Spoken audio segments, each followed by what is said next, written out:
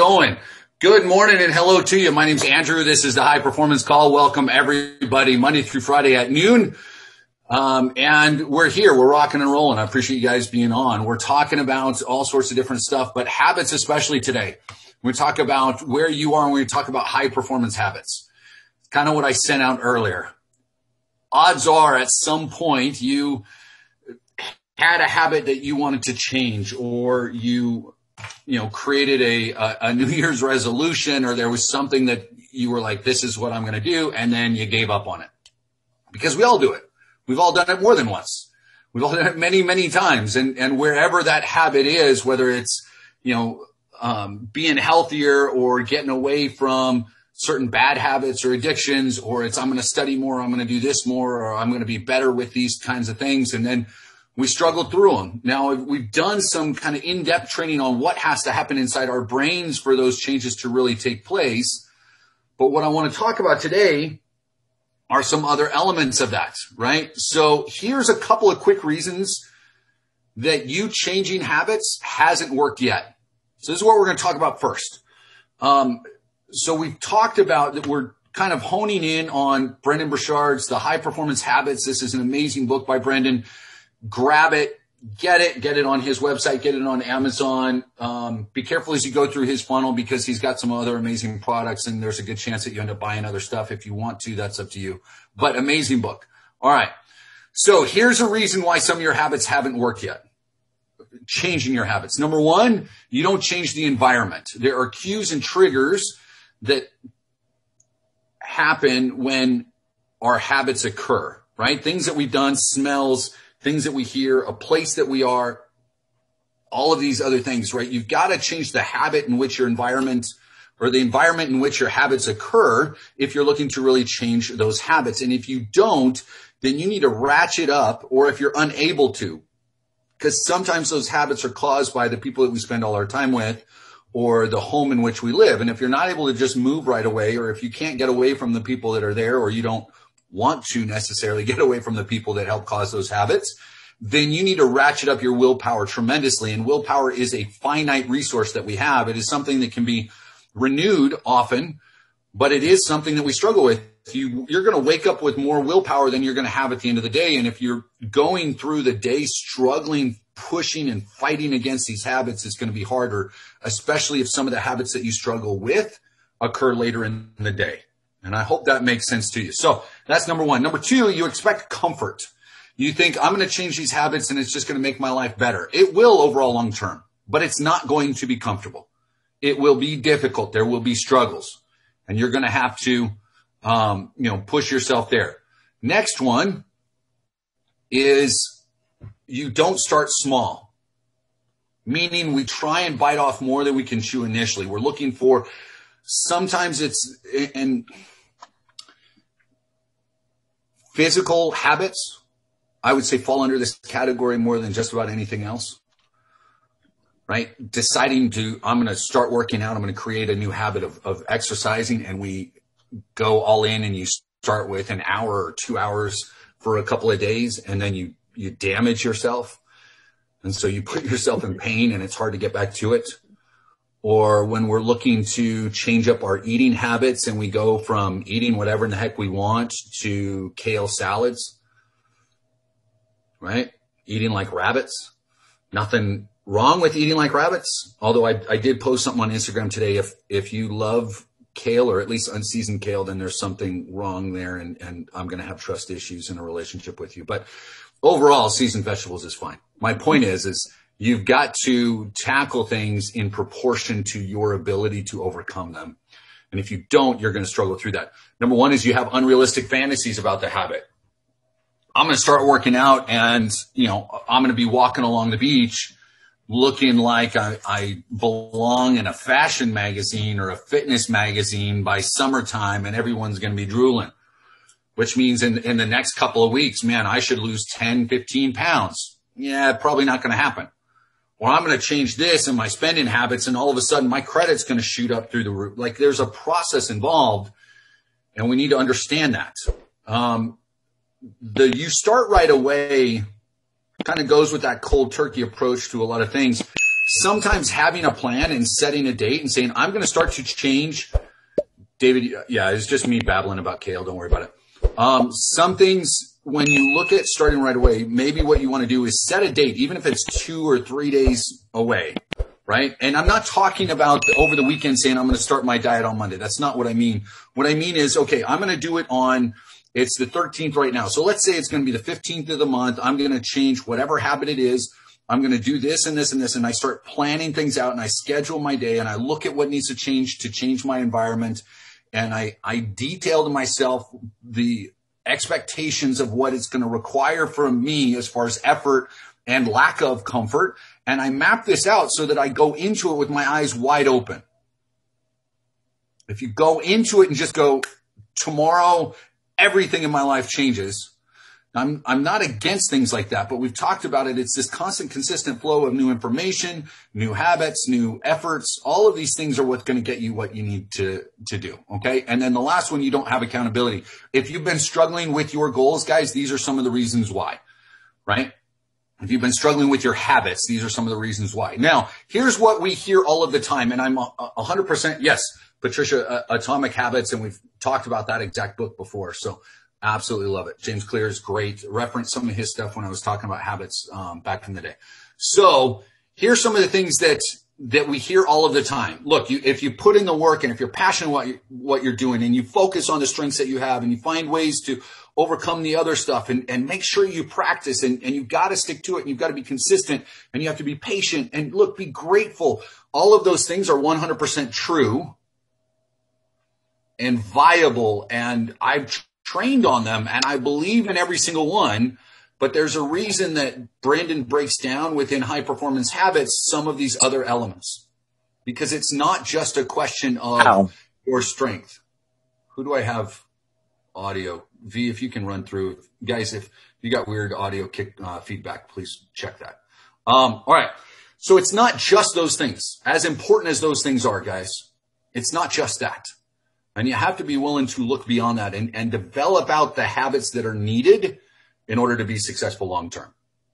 So next, here's one of the things that I think a lot of people struggle with when it comes to habits. Tell me, guys, what the difference is between certainty and clarity. Can anyone share their ideas, whether you want to type it in the chat or if you want to pop on? Certainty versus clarity. We've talked a lot about both of those.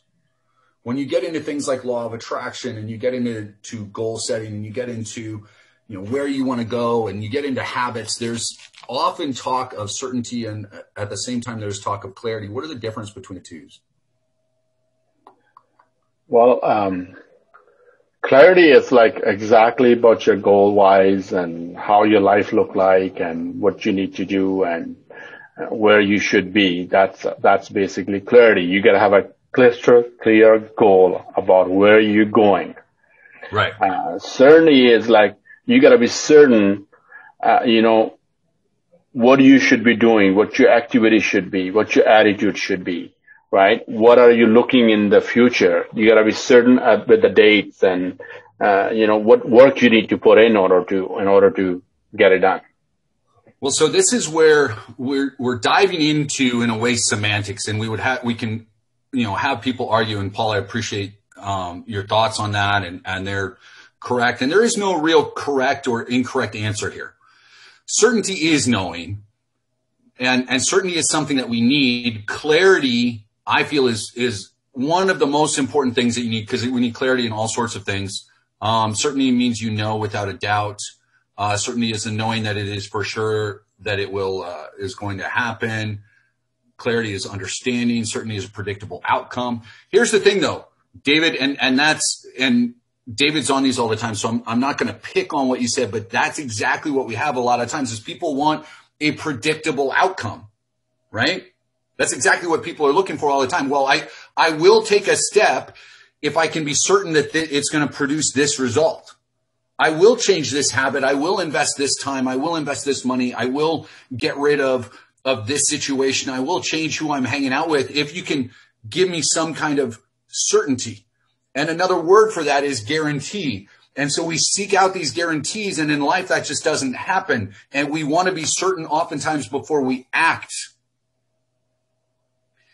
And we can't be certain all of the time.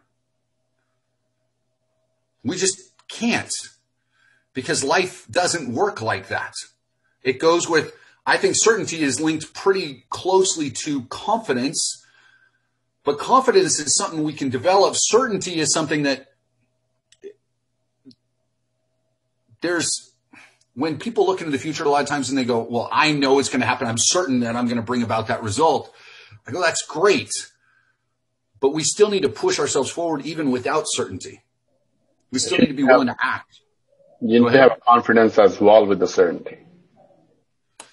We want confidence, but confidence comes through that whole process that I've kind of outlined over and over, right? And the first step with that is, in my mind, it's clarity. It's knowing what I want and why I want it. And then at that point, one of the things that I talk about with clarity is clarity, and then getting to confidence is acting in courage. And that's one of the habits that Brendon talks about in high performance habits.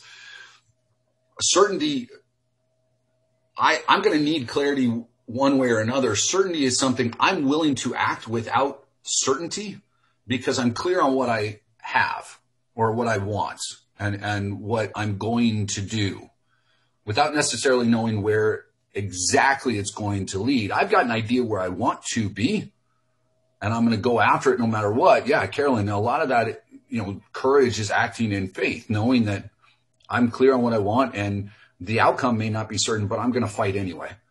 So think about that, guys, before you try and do something. If you're going, well, if I had a little more certainty on this or a little more confidence or a guarantee, but you're not going to have one.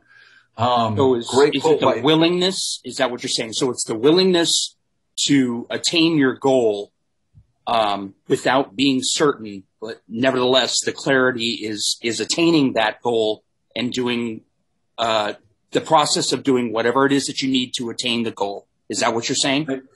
In a sense. So certainty, I feel like, can be an obstacle. Meaning, if I'm trying to be certain and unwilling to take action because certainty or guarantee or ultimate confidence is a requirement that I'm setting out, then I'm going to be unwilling to act. If I am clear about knowing what I want and why I want it, then I'll figure out whatever in the hell I need to do to get me where I need to be. Right? And I don't know the path ahead of me. And that's where the courage and willingness to work with faith, and faith without works is dead. Certainty is believing, clarity is explaining it.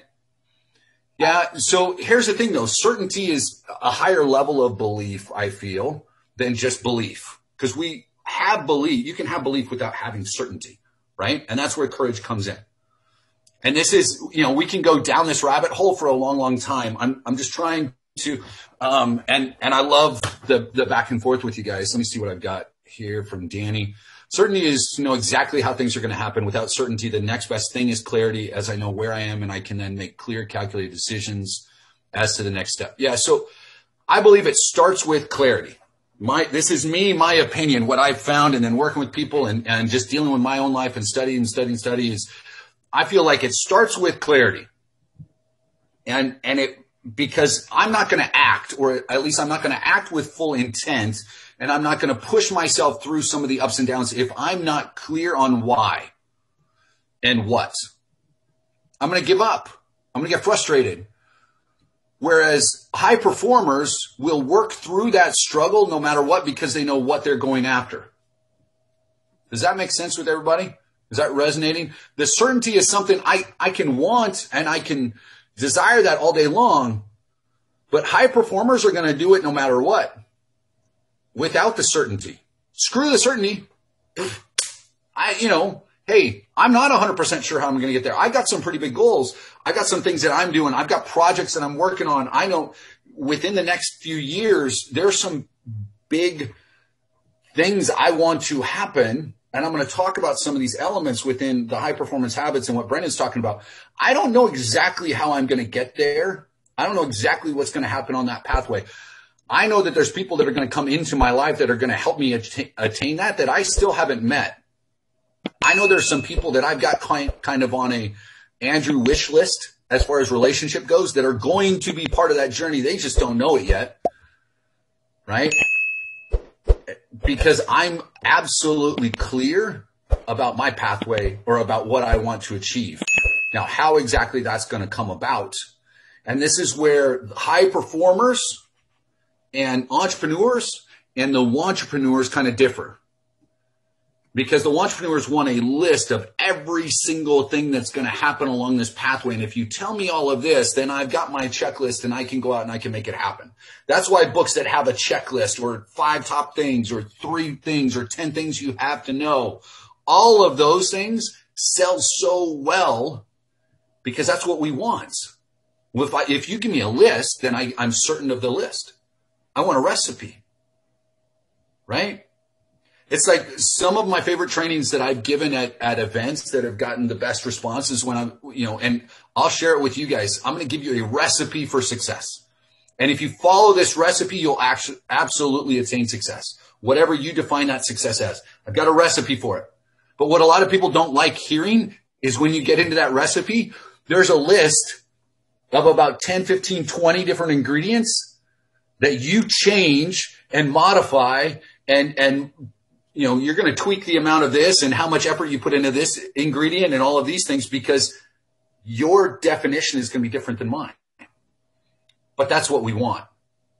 And the people that struggle are the ones that have to have certainty in some way or another, right? And even though we say we don't want it, then we're constantly grasping for some kind of certainty. And this is one of the things that, let me jump ahead to, where am I at? Is it this one? No. Am I here? There we go. So demonstrate the courage. So I'm just skipping ahead. This is one of the habits that Brendon has, right? To demonstrate the courage. One thing that high performers do is they honor the struggle. Other people do everything they can to avoid it. They look for the easy way. And it's not that they love the struggle, it's that they honor it. They understand that, I'm going to be getting in the mud once in a while. I'm going to be sloughing it out. It's going to be difficult, whether financially, emotionally, time involved, whatever. I'm going to struggle through it, but it's okay. Now, if you really want to work and live with courage, a couple of things. We've talked about acting in faith, and if I'm clear about what I want, then I'm willing to commit and go all in, and I'm acting in faith, then courage comes next. So one thing you've got to do if I'm going to be courageous is I'm going to honor that struggle. But one thing that high performers do on a consistent basis is they're willing to speak up and live their truth. So those friends and family members that are pushing back against you, you've got to be willing to be you. You've got to be willing to be you. And you've got to be willing to speak that. And sometimes you have to be willing to speak that truth to yourself because you haven't done it enough about who you are and what you want. And understand, because a lot of you guys have this idea that it's all about saving the world. I have to change humanity. I'm going to work with single women and I'm going to change this. I'm going to work with divorced dads. I'm going to work with minority. I'm going to work with veterans. I'm going to work with, personal trainers because it's all about the health. I'm going to work with financial advisors because I want people's financial health to be better. You've got to understand it's not about that. What you need to do, and this is why understanding your avatar or your ideal client profile, pick one of them and do it for them.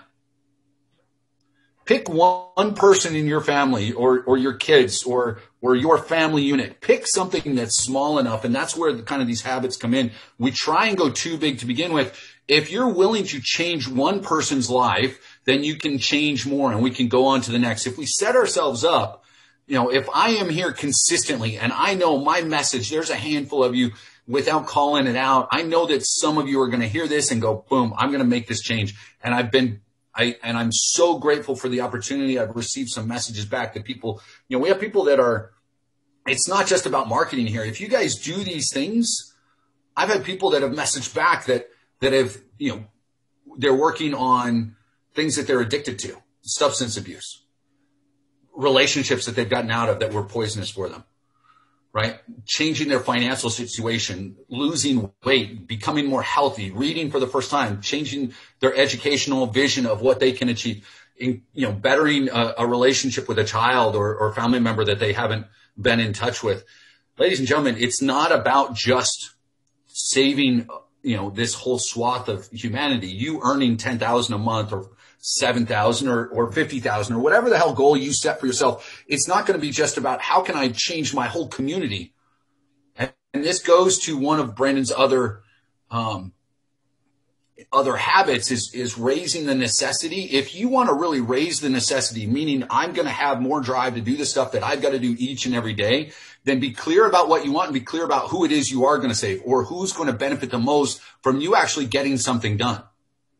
Because if you're willing to work and get something done, someone is going to benefit more than just you. Yeah, Andrew, if you're talking about changing your mind is the toughest thing that you're ever saying, that's it. You becoming the best version of you is the biggest task you're ever going to have in this life. You want to know what? I heard this the other day. You want to know what the definition of hell is? The definition of hell is meeting the person that you were meant to be if you had pushed yourself to your potential and lived up to who you were supposed to be. That's the definition of hell. Meeting that person and having to have that conversation. Because holy crap, I was thinking about that the other day. What would he say to me? I see him in the mirror sometimes. The question is what do you say back? And what are you willing to do? He runs away. Guys, why are you scared to go to the next level in your habits, in your day-to-day life? What's keeping you from that? You've got to be clear on that. For many people, it's fear of loss. So here's the crazy thing. It is fear of loss. What am I going to miss out on, or what's going to happen if things don't go right? Some of you are scared of the fear of success because anything more than where you're at, a lot of you are like, you're here and you're going, I'm barely hanging on here. If I add more work or more responsibility to myself, how in the hell am I going to do it? How am I going to get through that? Some of you are scared what's going to happen or who you're going to lose, what relationships are going to be damaged when you start earning some money. Recently, a few days back, I heard somebody, I asked a question. You know what the guy gave me? He goes, I don't want to make more money. I have to pay more tax. I said, buddy, you need to pack up and go from here. I don't want you. Well, and I hear that all the time. Well, I can't make more than this because I get this on my retirement or disability or unemployment, or if I do this and I'm worried about blah, blah, blah. Well, then I'm sorry. Then I'm not the one you want to talk to, because that's not a conversation I'm never going to help you make. I'm never going to have a conversation and be like, well, then we only want to do this. And I think it's hilarious sometimes when I'm talking with hilarious in a sad way. When I speak with somebody and you say, this is all I want to make. Now, I'm not saying you need to live a life of, 50, 60, 70, 800,000 a year or whatever it is. But when Andrew, people say this is it. Go ahead. Andrew, question for you. So what are those people? Are they like, want to keep themselves below their family level or at their level, or they never want to rise up? What is it that's keeping them down? Here's my opinion, guys, and any of you guys can chime in, because some of you may be hearing this and going, well, wait a minute, that's me. And I'd like to have this conversation. This goes to the scarcity and abundance. This goes to secrets of the millionaire mind. This goes to the blueprint and everything, the relationship that you have with money and success. You can have happiness without money. I'm not saying you can't. Obviously, I mean, we've got families and everything else. But it's, fear of outshining someone. What's my family going to say? How are they going to treat me? What about this? What about that? Well, if I make more money, more problems, you hear things like that all of the time. Well, they're just going to take more in taxes, like you said. Anyway, if I do this, what's my brother? I'm getting ready to go back to Arizona and see family that I haven't seen in a while because I just haven't been able to travel. And I'm going to sit down and looking at things that go, I and I've talked about it before, but I was talking with my younger brother earlier today. I said, I'm going to have to talk to my older sister. I'm going to have to talk to her before I come out and make sure that we can keep things cordial while we're out there. Because since I started really online and I went a different path than the pathway that she felt I should take, it's been a strained relationship. And then when going down this pathway that, she's one of those, it's my way or the highway, even though I'm not directly involved in your life. She was my mom as much as my mom was growing up, even though she was a teenager. She was one of those that would, eat lunch with the teachers at school in the teacher's break room in high school, like, just so you know kind of where we're at. And I love my sister and she's amazing. She's a great mom. But when it comes to money and relationships with money, that's where I grew up with that same thing. I just decided at some point to go a different path. And I fully believe that part of that was me moving to the other side of the country and getting as far away from some of those elements as I could. Otherwise, I wouldn't have been able to create some habits. But even then, with my first marriage, I got into a relationship with someone who had similar money habits, right? Not a great relationship with money.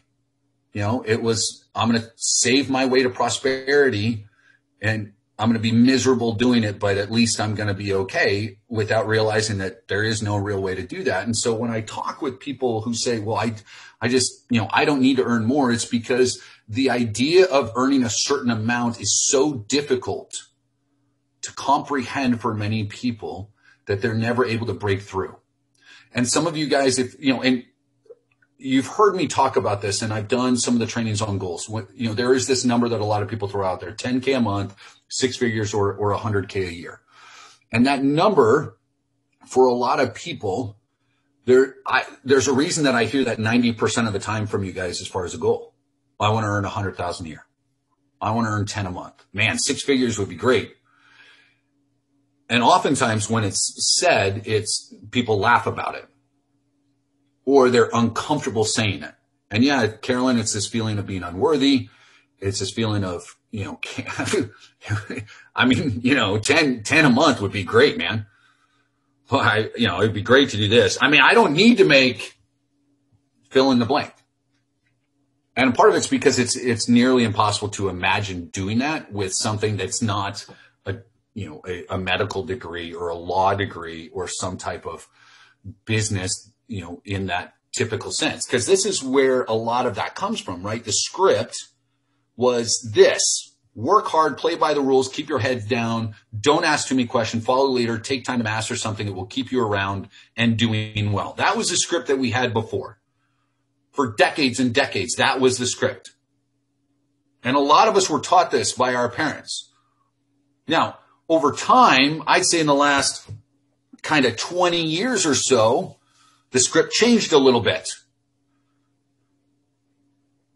to work hard, break the rules instead of play by the rules. Keep your heads up. Optimists win. Ask questions of the experts. You are a leader. Don't follow the leader. Don't just follow. You are the leader, right? So it started to shift, at least in part. We still had some society holding tight here. And a number of you either had parents like this or you're like this, right? I'm going to master what I need to. I'm going to follow what they tell me to do. I don't need to ask questions. I'm just going to do that. And then they said, no, break the rules, keep your heads up, be positive, be an optimist, ask the questions, but you've got to be the leader. You've got to figure this out.